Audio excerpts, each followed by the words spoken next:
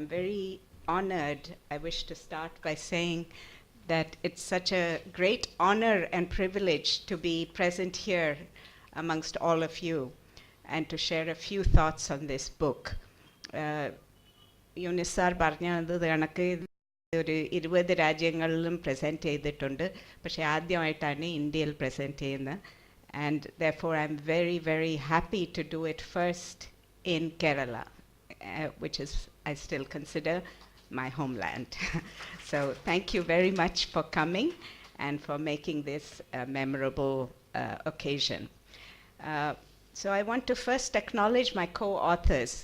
Eunice sir Varnyanaka, there are 4 women who have written this book, and 2 of them are from Kerala. 2 പേര് കേരളത്തിൽ നിന്നാണ്. Just think of that. എത്ര പേരാണ് ഈ ലോകത്തുള്ള, എത്ര പേരാണ് world ബാങ്കിലുള്ളത്?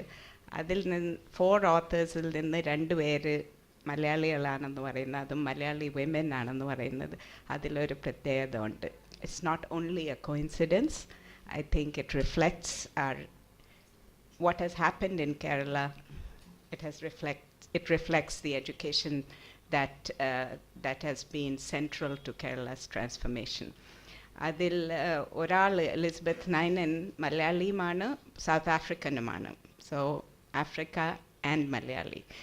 And that is also an important theme, because Africയും കേരളത്തിൽ തമ്മിലുള്ള ബന്ധം വളരെ ഏറെ ഡീപ്പാണ്. അത് നമ്മൾ പലപ്പോഴും അറിയില്ല, പക്ഷേ it is actually true that it's very, very deep. So what are some of the simple lessons of this book? I wish to, before explaining this, I wish to say 2 things. One is that in writing this book, we had a team of almost 20 people who were working on this. 20 പേരെങ്കിലും ഇതിൽ work ചെയ്തിട്ടുണ്ട്. ഒരുപാട് ministers, African leaders അവർ ബുക്കിൻ്റെ first draft വായിച്ചിട്ടുണ്ട്.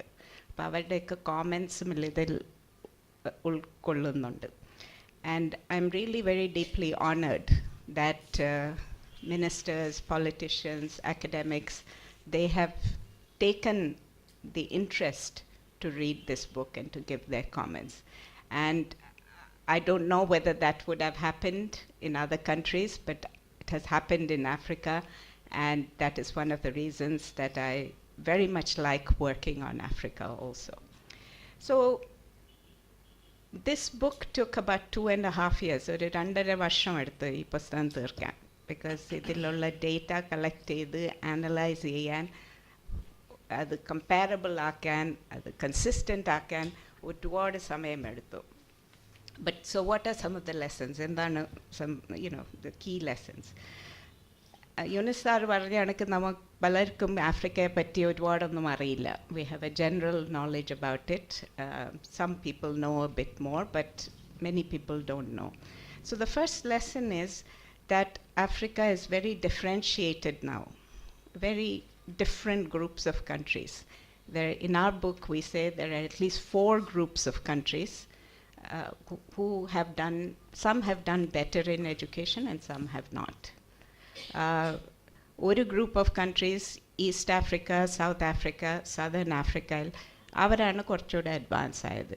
പക്ഷെ പല രാജ്യങ്ങളും, അതിൽ പല മുസ്ലിം രാജ്യങ്ങളിലും ഉണ്ട്, in the Sahel region under the Sahara Desert and West Africa, this group of countries is very delayed. It's not universalized education. So ആഫ്രിക്കയെ പറ്റി ആലോചിക്കുമ്പോൾ അത് ഒരു കോണ്ടിനെൻ്റ് ആണ്, പക്ഷേ അത് വളരെയേറെ വ്യത്യാസങ്ങളുണ്ട് രാജ്യങ്ങളുടെ തമ്മിൽ. And it is important to understand that. The second thing is Africa is advancing in education, especially in enrollment. കുട്ടികൾ സ്കൂളിൽ ഇടുന്നതിൽ ഒരുപാട് അഡ്വാൻസ് വന്നിട്ടുണ്ട്. Just to give you an example, probably Africa is the region where the increase in enrollment has been the most rapid since 1990 in the whole world. It's been with the most rapid increase. And despite this, it is lagging behind other regions. അതായത് ആഫ്രിക്കയിൽ ഇത്രയും advance വന്നിട്ടും it is behind other regions. വേറെ regionsനെക്കാളും ഒരുപാട് lagging ആണ്. So why is this important for the world? The United Nations Sustainable Development Goal number 4, which is on education, which says by 2030, all children should have 9 to 10 years of education. That goal will not be achieved if Africa does not achieve the goal. And ഇത് united നേഷൻസിൻ്റെ ഒരു ഗോളാണ്. എല്ലാ കുട്ടികളും 9-10 വർഷത്തിൻ്റെ schooling കിട്ടണം. Okay, in the whole world.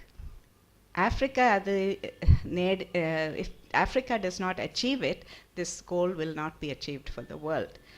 You have to remember, if you think Africa is not important, I hope nobody thinks that, but if you do think it, just remember in 2050, 85% of young people in the whole world will be African. It won't be us, it won't be the Europeans, it won't be the Japanese, they will be African. So if those young people don't get education, what will this world look like? Just think about that. And that is why this is a book not only for Africa, but for the world. So, the third thing of this book is that there has been a lot of progress in schooling, but children are not learning. അതായത് കുട്ടികൾ സ്കൂളിൽ പോകുന്നുണ്ട്, പക്ഷേ അവരെന്തെങ്കിലും പഠിക്കുന്നുണ്ടോ? ഈ പുസ്തകത്തിൽ നമ്മൾ കാണിക്കുന്നത് പല കുട്ടികളും ആഫ്രിക്കയിൽ ഒന്നും പഠിക്കുന്നില്ല. They are not learning anything, very very little.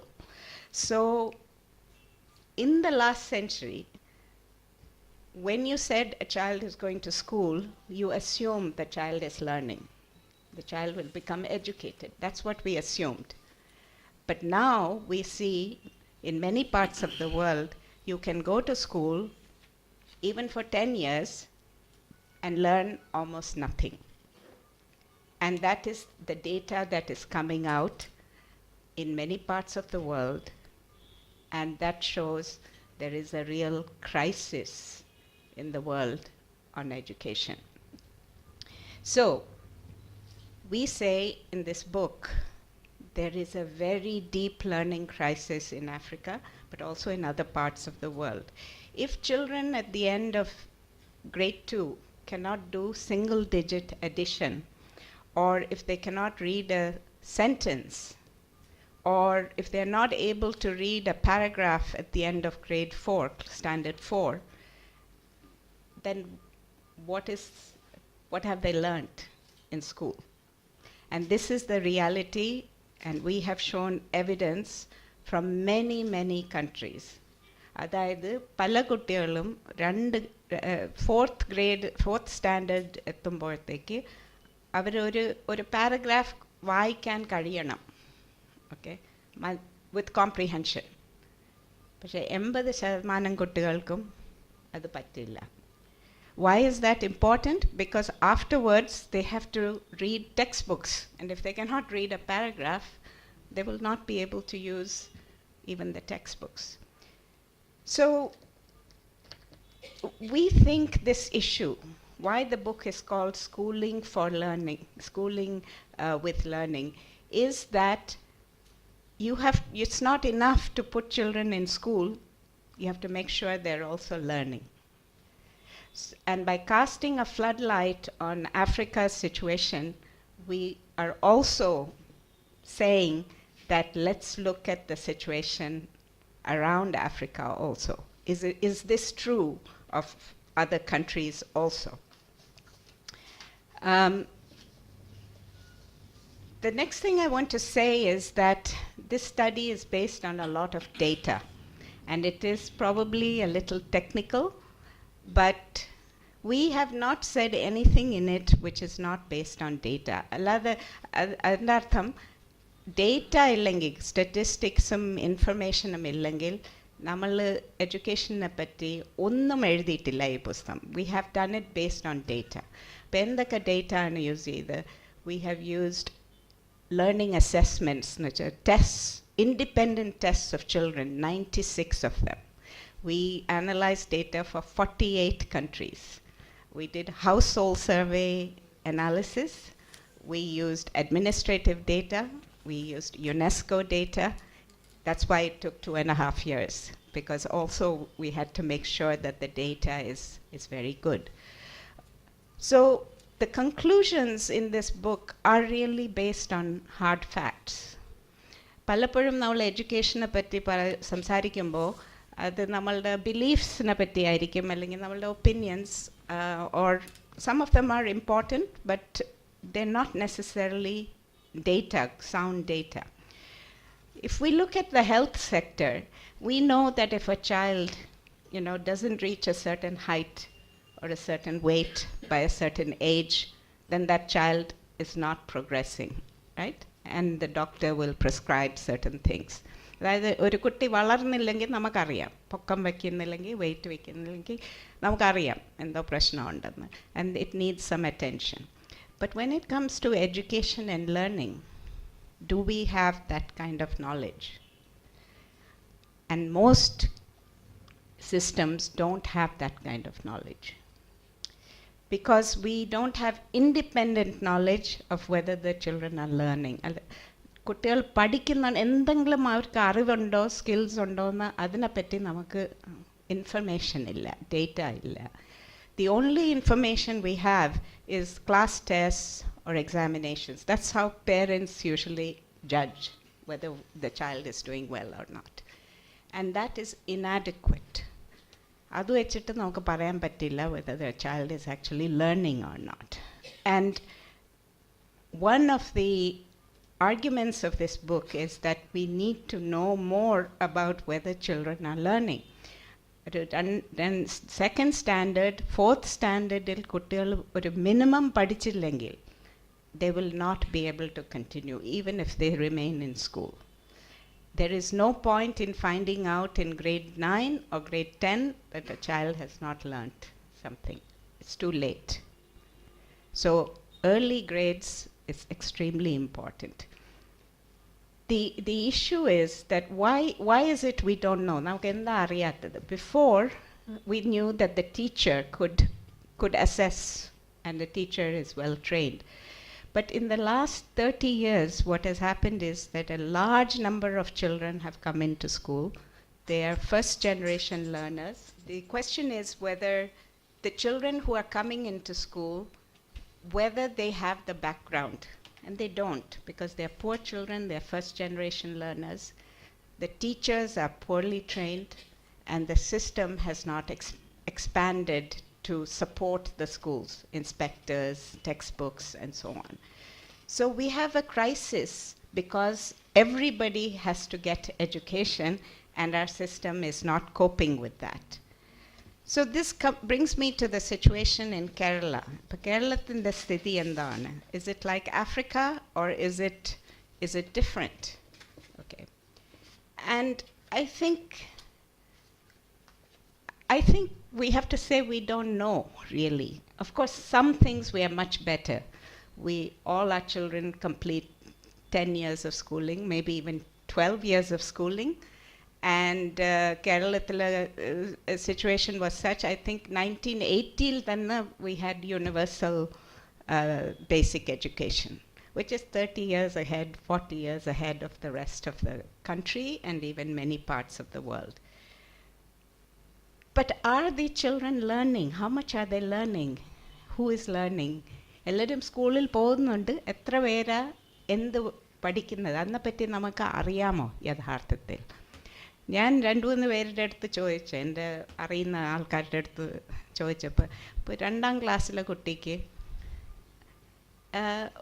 ഈ ഒരു സെൻറ്റൻസ് അല്ലെങ്കിൽ ഒരു സ്മോൾ പാരഗ്രാഫ് വായിക്കാൻ പറ്റുമെന്ന്.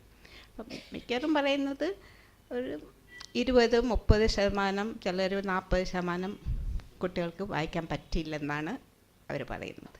Okay. But then I asked them, on what basis you know that? I think just like that, just from what we have seen of children. അപ്പോൾ ഇതിൽ നിന്ന് ഞാൻ മനസ്സിലാക്കുന്നത്, maybe education department has more information, but the first thing I understand is we actually don't know. Okay. Or at least the general public doesn't know. We can say on Africa, we know, but can we say about Kerala whether we know or not? Okay. So how can we say we are much better? Because we don't know really if we are much better. Second thing is, perhaps there is a difference in understanding what you mean by reading. Somebody can say, okay, you can read a word, then that's reading, or it's reading a sentence, and maybe that's reading. So what is the standard for reading? And is it reading with comprehension? എന്തെങ്കിലും വായിക്കുമ്പോൾ അത് മനസ്സിലാകുന്നുണ്ടോ? And that is what has to be assessed. I'm not sure we have information on that in Kerala. And the third is that the numbers are alarming. If you say that if it is right that 30% cannot read with comprehension, if, let's say, that guess is right, that is an alarming situation, because it means if you put 3 children, one of them will not be able to read, or 4 children, one of them will not be able to read. That is a very, very alarming situation. അതായത് 4 കുട്ടികളെടുത്താൽ ഒരു കുട്ടിക്ക് വായിക്കാൻ പറ്റില്ലെങ്കിൽ അതിൻ്റെ അർത്ഥം 25% കുട്ടികൾക്ക് വായിക്കാൻ പറ്റുന്നില്ല by the end of grade 4 or grade 2. That is alarming. That is a crisis.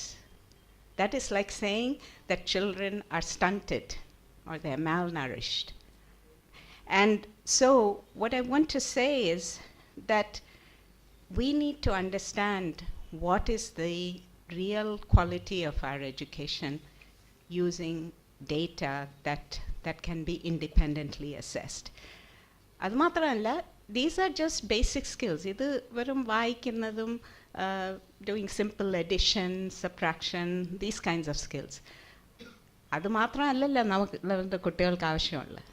They need to be able to do much more advanced thinking for the 21st century. They need to have, teamwork, critical thinking, imagination, creativity, problem solving. How many of our kids coming out of grade 10 have those skills? And what I want to say is that is not impossible to do. If you look at countries like Finland or Korea or Singapore, 90% of the children in these international tests can perform very well. They have both advanced and reduced inequality. So if we are to compare ourselves not with Bihar or with Africa or something like that, then we should be comparing ourselves to the more advanced countries. നമ്മൾ compare ചെയ്യേണ്ടത് സിംഗപ്പൂരും ജപ്പാനും കൊറിയയുമൊക്കെയാണ്. How would we do in relation to that? And how would we know that? എനിക്ക് തോന്നുന്നത് നമുക്കതിനെപ്പറ്റി അത്രയും അറിയുന്നില്ല.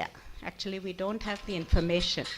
And what we are also saying is that നമ്മളുടെ സ്വന്തമായിട്ടുള്ള എക്സ്പീരിയൻസിൽ നിന്ന് വക്കം മൗലവി ഫൗണ്ടേഷൻ ട്രസ്റ്റ് പല സ്കൂൾസിലും വർക്ക് ചെയ്യുന്നുണ്ട്. നമുക്ക് ടെസ്റ്റ് ഡേറ്റ ഇല്ലെങ്കിലും നമുക്ക് ഒരു യാഥാർത്ഥ്യം അറിയാം.